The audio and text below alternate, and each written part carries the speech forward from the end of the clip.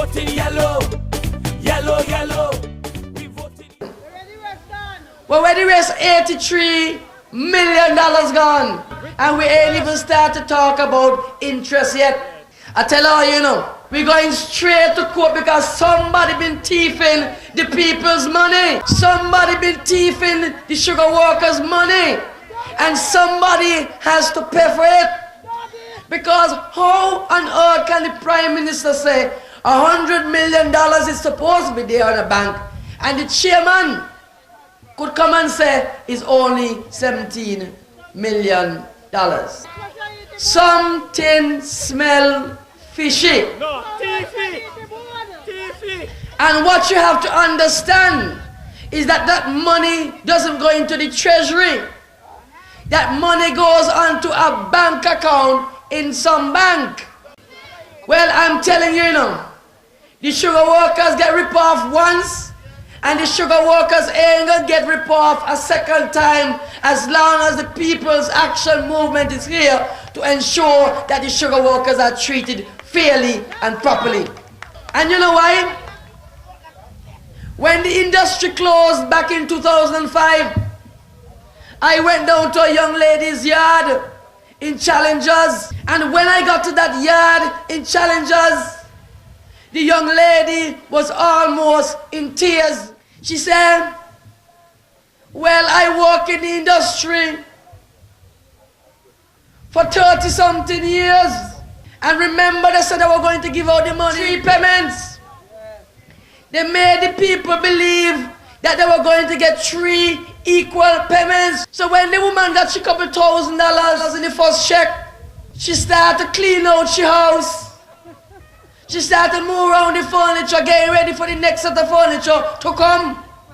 Because she expected the little $5,000 she get in the first check, she expected that 10,000 more to come. And when I reached up there the Thursday afternoon, and I talked to the woman because she almost in tears, I said, well, let me see your check. Well, she pulled out the check, and she said, see the check here, Mr. Grant. When I see the check, I myself nearly ball too. $80.54 on the check. Woman in tears. And you know, up to now, she ain't get the third check. But I'm going to tell you, it's a good thing she ain't get the third check, because that might have been 32 cents on the third check. So up to now, and she is not just an isolated case. She's not standing alone, because there's a lot of other people that happen to. There's a particular gentleman who, when he get his first check, he get a kind of decent sized check. I think it's 9,000 something he get in the first check. So he looking forward to the next store. The man take off his roof, start to work with the first $9,000 check, anticipating the next 2 checks to come. They go finish him up. Denzel Douglas make him put tarpaulin on the rope. He ain't get no more check after the first one. He get 1 check. You know some people get 1 check. But you see, some of you here, your uncles, your brothers, your sisters toil and toil and toil in the hot sun. Some of you mother throw soda to the cane root. Headwater. Do all kind of thing. And when you do that for 30, 40 years, some of you get a couple $1,000. But you know they put some people, do you know they had a transition office? That's a big word. Transition office. The people who they put there to make sure the industry closed down properly. They get more money than you who work for 30 and 40 years in the industry in 1 year. In 1 year, some of them carry home over $100,000. 1 year.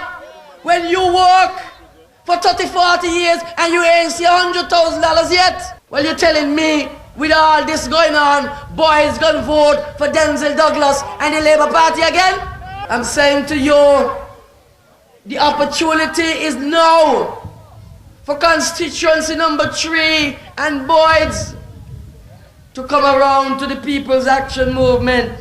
I want to tell you something. We had a town hall meeting last night in Frigate Bay, and somebody asked a question as to what we're going to do to turn around the economy. Because you know we have a national debt of $2,600 million. So I said to them, simple. We did it already in 1980 to 1995. And what we going to do? We're going to do it again. And this is how we're going to do it. And what I told them. I said labor is really different from PAM. Because how labor get money is that they tax you. And they believe by taxing the citizens of the country, they're going to put more money in the treasury. So that is why your milk gone up. All the summer you can't get evaporated milk. I know that. It's scarce. The same people who say, but milk ain't going to go scarce again, they come back and some excuse they use again. About how 36 containers they order and they ain't come in. Well, who they think they're fooling? People here stupid? Eh? You tell me you order 36 containers of milk and then they come? The reason why they ain't come is because they ain't paid. They don't got the money. The national debt got them broke and they don't have money to pay for the evaporated milk. That is the real reason why the milk there in the country. So I'm saying to you, I said to them last night, that while the Labour government is a government just tax you and tax you and tax you, and you know about it. Because that is why you're paying the fuel surcharge. Because they want some more money out of you. But I want to tell you, a People's Action Movement government, you know what we're going to do about the fuel surcharge? Gone in. We are going to get rid of the fuel surcharge. You ain't going to have to pay that money back in your pocket. Fuel surcharge gone. They're going to say we can't do it. But when they come and they tell you we can't do it, tell them. Even though you may be young, I'm going to explain something to you. Tell them that in 1980, when PAM got into office, you used to pay income tax. And the rate of income tax, I was too young, let me ask Sydney. What was the rate of income tax in 1980? 55%. 55%. Which means that when you work for let's work it at 50% to make the maths easy. You work for $300 a week, you gotta pay the government $150. 50% of the money that you work for used to go back in the treasury. We got into offices in 1980 and we said no. If you work for $300, you're supposed to have your $300 and you determine how you want to spend that $300.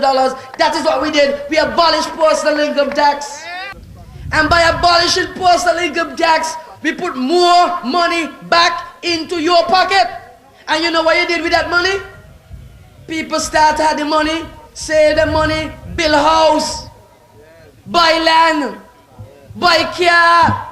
That's what people are doing. And they end up spending the money back into the economy. We are saying to you, our government is a government that wants to give you relief. And that is why we said to you, vote us in tomorrow and you can be rest assured the fuel surcharge gone in. Get rid of that. But you see, I want to say to you that your democracy is under threat. You have to ensure that you return the government and the country to a rightfully meaning democratic society in this country here. They got some people in the house afraid to talk because they're afraid of the government. Crime rampant in the country. And when crime rampant in the country, they want to tell you, the Prime Minister in the House of Parliament, that he ain't responsible for the crime. He's the Minister of National Security. He has a responsibility to make sure that you are safe in your homes. I ain't gonna talk about he ain't responsible. When he tell you about don't send your children to school, but who responsible for not sending your children to school? When he said to the people of this country that no police officer, no commissioner of police, we could stop me from having a motorcade on the Sunday afternoon. But who was causing that? When they go down to Franklands and they murder Jude Macho, but who causing all that? Eh? Up to now, Billy Hooper, we can't find him and the 7 people, but who causing all that? I want to say to you, a People's Action Movement government is going to be serious about crime, serious about the nation's security, because too much of things happening. Hold me once is you, hold me twice is me. We ain't stupid. I feel in the song you're hearing the Dr. Bolini, know he getting kicked out. Corruption